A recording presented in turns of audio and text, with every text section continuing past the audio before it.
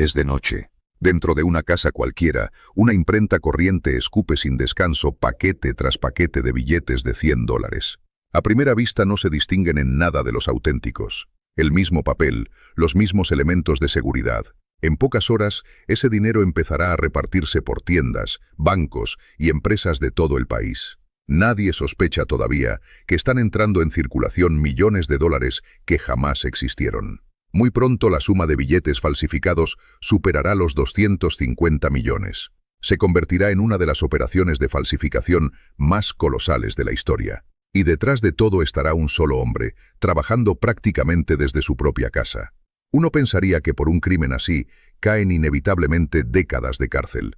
Pero cuanto más avanza la investigación, más increíbles se vuelven los hechos. El gran secreto del dólar estadounidense es que en realidad no es papel. Meta una hoja normal en la lavadora y quedará convertida en pasta. Los billetes verdes, en cambio, aguantan sin problema un lavado brutal. Todo porque el billete de $100 está hecho de tela. Es una mezcla de algodón y lino en una proporción estricta. El Estado gasta miles de millones en proteger los secretos de su fabricación. Las mejores mentes hacen esa moneda imposible de copiar, pero se les escapó un detalle. Las marcas de agua y los elementos de seguridad se aplican sobre la base, y esa base no es más que una tela que se puede tejer. Un tipo cualquiera de la provincia canadiense de Quebec, llamado Frank Bourassa, fue el primero en entenderlo. No tenía estudios superiores, no sabía programar ni entendía de economía. Frank había robado coches, había trabajado de estibador y había intentado montar una fábrica de pastillas de freno. Pero el negocio quebró y lo dejó cargado de deudas. Un día estaba sentado en su coche, con un billete en la mano, pensando: la gente se pasa años de trabajo agotador para ganar estos papelitos de colores. ¿Y si en lugar de ganarlos, uno simplemente los imprime en su garaje? Frank empezó a investigar. Cada búsqueda en la red lo acercaba a su peligroso objetivo. Pasaba horas frente a un ordenador barato, estudiando los informes públicos de la Reserva Federal. Encontró la composición del billete perfecto: 75% de algodón y 25% de lino. Pero, ¿de dónde saca una persona corriente toneladas de un material tan específico sin levantar sospechas? No puedes presentarte en una fábrica y encargar sin más una partida de papel para dinero. Entonces Frank ideó un truco astuto. Registró una empresa pantalla y montó una página web falsa. Se hizo pasar por un gran corredor de bolsa que necesitaba con urgencia formularios de altísima calidad para emitir acciones. Empezó a bombardear con solicitudes a fábricas de todo el mundo. Las plantas asiáticas le respondieron con un no rotundo por sus estrictas normas de control. Pero el embaucador canadiense no se rindió. Siguió enviando cientos de cartas cada día, cambiando una y otra vez la manera de plantearlo. La suerte de verdad le sonrió en Europa. Una fábrica alemana aceptó ejecutar el encargo tan peculiar. Los operarios fabricaron una partida de hojas que, por peso y composición química, no se diferenciaba en nada del dólar original. El material lo consiguió bajo la excusa de que era materia prima para títulos de valor. Un camión con la carga secreta cruzó con éxito la frontera canadiense. Pero cuando el primer fardo de hojas aterrizó sobre la mesa de un cobertizo aislado, Frank se topó con un problema nuevo. Las viejas máquinas alemanas que había comprado en secreto por 4 monedas se negaban en redondo a fijar la tinta con el grosor necesario. Se corría al instante sobre la tela y convertía la carísima base alemana en basura. En juego estaban todos sus ahorros. Cualquier error en esa fase significaba el hundimiento total de aquel plan descabellado. Coja un billete de $100 y gírelo. El número 100 cambia de color según el ángulo, del cobre al verde. Es una tinta especial ópticamente variable. Su fórmula la guarda el gobierno de los Estados Unidos con más celo que la receta de cierto refresco famoso. Dentro de la tela va escondida una finísima banda de plástico con microtexto. Parece la cima de la tecnología. Los bancos del mundo están convencidos de que reproducir esos elementos en casa es imposible. Pero Frank Bourassa decidió demostrar lo contrario, sorteando un sistema complejo con pura lógica sencilla. Para poner en marcha la producción, el tipo alquiló un cobertizo abandonado a las afueras de la localidad canadiense de Trois-Rivières. Alrededor no había nada más que bosque espeso. Frank llevó allí en secreto una imprenta enorme de la marca Heidelberg. Aquella máquina de varias toneladas estaba pensada en origen para imprimir folletos. Para convertirla en una herramienta capaz de fabricar millones, el canadiense tuvo que revisar a mano cada pieza. Trabajaba 18 horas al día y muchas veces se quedaba dormido directamente sobre el frío suelo de hormigón. Frank chocó enseguida con el obstáculo principal. El dinero de verdad se imprime mediante prensado profundo.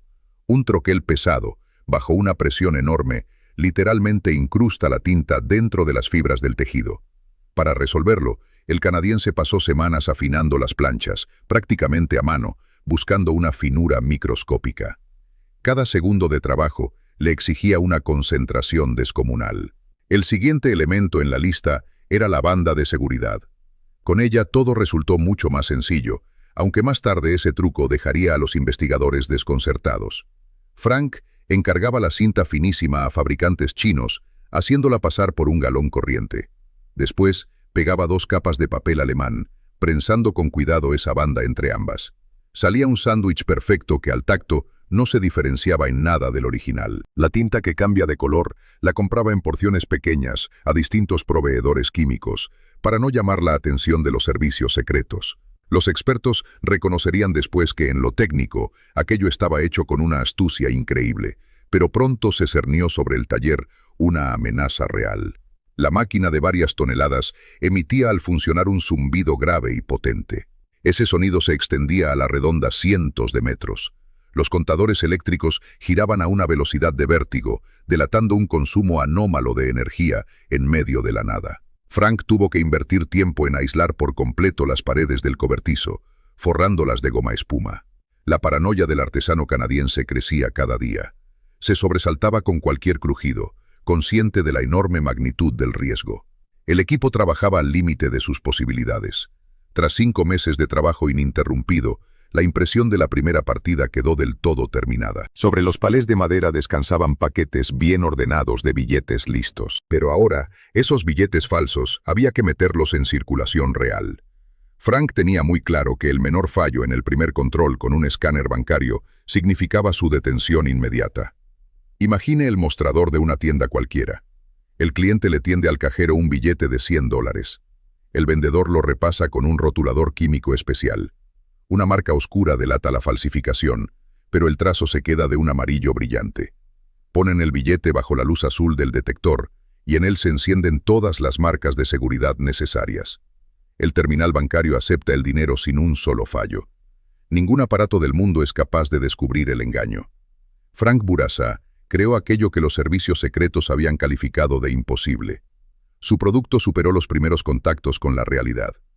El propio Frank no tenía la menor intención de recorrer supermercados en persona y colocar los billetes de uno en uno. Es demasiado lento y aumenta muchísimo el riesgo de caer en el radar de la policía. Cada minuto dentro de una tienda podía resultar fatal. Decidió actuar como un gran proveedor mayorista. El embaucador canadiense contactó con representantes del negocio clandestino a través de sus viejas conexiones. Las condiciones del trato eran sencillas. Frank entregaba los paquetes de billetes de 100 por apenas un 30% de su valor nominal real. Es decir, por $1.000.000 en falsificaciones perfectas, el tipo se embolsaba $300.000 auténticos. Ese truco al por mayor es un clásico del mercado negro. El conocido falsificador estadounidense Arthur Williams estuvo años vendiendo sus billetes a bandas exactamente por 1/3 del precio. Es la ley básica de supervivencia. El creador nunca debe gastar su propia mercancía. Los compradores del mundo de las sombras se pusieron en cola al instante. Apreciaron de inmediato la altísima calidad del producto. Los millones impresos se colaron a raudales en el mercado a través de firmas financieras pantalla, casinos y cadenas de tiendas. El dinero se esparcía a toda velocidad por todo el territorio de América del Norte. Frank apenas daba abasto para seguir produciendo. Con una sola operación exitosa, ganaba muchísimo más que un obrero honrado. El dinero obtenido lo iba amontonando en bolsas repletas de billetes auténticos en su propia casa, pero no podía empezar a gastarlo a la vista de todos. La magnitud de la operación crecía a la velocidad de un huracán. El volumen total de billetes impresos superó rápidamente las decenas de millones, y fue entonces cuando en el sistema financiero de los Estados Unidos saltó una alarma oculta. De los bancos empezaron a llegar informes extraños. Los detectores no veían las falsificaciones, pero los analistas de la Reserva Federal detectaron una anomalía inquietante. En circulación había aparecido una cantidad enorme de billetes con números de serie absolutamente idénticos. Quedó claro que la economía estaba siendo atacada por un genio desconocido. Para dar con el taller, lanzaron de inmediato a las mejores unidades del servicio secreto de los Estados Unidos. Los expertos de Washington estaban en shock. El análisis químico de la tela mostraba una coincidencia del 100% con el original. Frank Bourassa se hacía más rico cada día, convertido en un hombre invisible para el gobierno. Pero el servicio secreto de los Estados Unidos ya había cambiado de táctica. Iniciaron una caza a gran escala de las personas que distribuían ese dinero. Imagine que persigue a una sombra. No tiene nombre, no tiene huellas digitales y nunca se conecta a la red. El servicio secreto de los Estados Unidos y la policía canadiense unieron sus mejores fuerzas. Crearon un destacamento especial para combatir aquella nueva amenaza invisible. Los investigadores rastrearon miles de bases de datos, revisaron el correo de las grandes imprentas del mundo y siguieron transferencias electrónicas. Todo fue inútil. El falsificador desconocido actuaba a la vieja usanza, no dejaba rastros electrónicos y se comunicaba solo a través de intermediarios, en encuentros cara a cara. Los servicios secretos comprendieron que los métodos habituales de búsqueda no servían de nada allí. Entonces decidieron desplegar una amplia red de agentes dentro del mercado negro. Decenas de agentes encubiertos empezaron a infiltrarse en las organizaciones clandestinas de América del Norte. Se hacían pasar por comerciantes mayoristas dispuestos a comprar mercancía de calidad en cualquier cantidad. Paso a paso, los agentes reunían retazos de información, rumores y pistas sueltas. Cada detalle de aquella búsqueda tensa los acercaba a la solución. Pronto, toda la atención de los investigadores recayó sobre la provincia canadiense de Quebec. Para entender la magnitud del pánico de las autoridades, recordemos otro caso real ocurrido en Canadá poco antes. En el año 2001, un artesano local llamado Wesley Weber recreó el billete canadiense de $100. Su trabajo era tan impecable que las cadenas comerciales del país entraron en pánico. Los grandes comercios simplemente se negaban a aceptar de la gente cualquier billete de $100. Aquella crisis terminó obligando al gobierno de Canadá a cambiar por completo el material del dinero, pasándose al polímero plástico, y a Wesley Weber lo atraparon solo por un descuido personal. Frank Bourassa conocía al detalle esa historia y jamás pisaba una tienda él mismo. Seguía imprimiendo nuevas partidas en su cobertizo, mientras los agentes instalaban cámaras ocultas en los caminos forestales que rodeaban Trois-Rivières. Pero el factor humano sigue siendo siempre el eslabón más débil. El error fatal lo cometió un comprador mayorista clave de Frank. El hombre bajó la guardia y cayó en una emboscada policial. En el maletero de su coche, los agentes encontraron cajas con millones en falsificaciones. Ante la amenaza de una condena enorme, el intermediario aceptó colaborar. Reveló a los servicios secretos el esquema de contacto y condujo a los agentes encubiertos directamente hasta el fabricante. Pero Frank, como si presintiera el peligro, cambió la cita en el último momento y se encerró en su taller. Aquello no lo salvó. Los agentes del servicio secreto localizaron sus coordenadas por la señal del teléfono del intermediario y se las pasaron al grupo de asalto. La trampa se cerró de golpe. Las fuerzas especiales ya rodeaban la masa boscosa. Todas las vías de huida para el artesano canadiense estaban cortadas por completo. De madrugada, el tranquilo extrarradio se estremeció con el rugido ensordecedor de las sirenas. El grupo de asalto, con equipamiento negro y a toda velocidad, reventó las pesadas puertas del cobertizo secreto. Los agentes irrumpieron en las salas en estado de máxima alerta. Los efectivos esperaban encontrar allí guardias profesionales, un búnker fortificado y la resistencia feroz de la mafia. Pero en lugar de eso, dentro hallaron a una sola persona. Frank Bourassa, bloqueado por completo por todos lados tras el trato fallido, estaba tranquilamente de pie en medio del taller, con ropa de trabajo sencilla. El tipo levantó despacio las manos y, sin una palabra de más, obedeció las órdenes. En las muñecas del artesano canadiense se cerraron al instante unas frías esposas de acero. Empezaba uno de los registros más colosales de la historia de la región. Los agentes del Servicio Secreto de los Estados Unidos, junto con los detectives locales, pusieron patas arriba cada centímetro del terreno. En la producción clandestina, encontraron planchas de impresión, reservas de materia prima europea y máquinas de varias toneladas. En un rincón del edificio, los investigadores hallaron cajas con producto terminado. Dentro había paquetes de billetes recién salidos por un valor cercano a $1.000.000. La calidad de esa partida dejó atónitos a los expertos. La maquinaria represiva del Estado celebraba una victoria fácil. Los fiscales empezaron a redactar una larga lista de cargos. A Frank le caía un castigo severo, pero lo principal, las autoridades de los Estados Unidos exigieron oficialmente la extradición de Bourassa. Allí, por socavar el sistema financiero, se enfrentaba a la cadena perpetua. El tipo soportó una presión enorme durante los primeros interrogatorios. En cada encuentro, los investigadores cambiaban de táctica, intentando quebrar por completo su voluntad y arrancarle una confesión. Pero justo mientras estudiaban los documentos incautados, salió a la luz un detalle escalofriante. Al contar la materia prima, los expertos del Estado comprendieron que las cifras reales de producción no cuadraban con las pruebas halladas. Los servicios secretos conocían los volúmenes exactos del material comprado. Frank había alcanzado a imprimir billetes falsos por la astronómica suma de $250 millones. Unos 50 millones ya habían entrado en la economía, y en el registro no encontraron el resto. Surgió una pregunta lógica que dejó a los investigadores en shock. ¿Dónde estaba todo el dinero restante? $200 millones falsos se habían esfumado en el aire. Los agentes iniciaron una búsqueda febril, cavando literalmente la tierra alrededor del edificio, pero ignoraban que el grueso de los millones impresos Frank lo había escondido de antemano, y con esmero, en contenedores de plástico enterrados en lo hondo de los espesos bosques canadienses. Los investigadores apretaban las tuercas, amenazándolo con las celdas más terribles. Exigían que entregara de inmediato las coordenadas de los escondites del bosque.